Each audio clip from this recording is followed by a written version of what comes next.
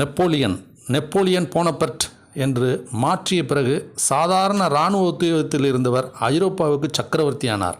அவரோட பேரில் ஒரு எழுத்து யூவை நீக்கினார். வாட்டர்லோன்ற இடத்துல பார்த்திங்கன்னா 1815 நடந்த யுத்தத்தில் அவர் முறியடிக்கப்பட்டு அரசிழந்தார். அதனால் ஒரு எழுத்து என்ன செய்யும் நம்ம நினைக்கக்கூடாது. எழுத்துக்கள் தான் தலையெழுத்தே நிர்ணயிக்குது. இது நபர்களுக்கு மட்டுமல்ல, நாடுகளுக்கும் பொருந்தும்.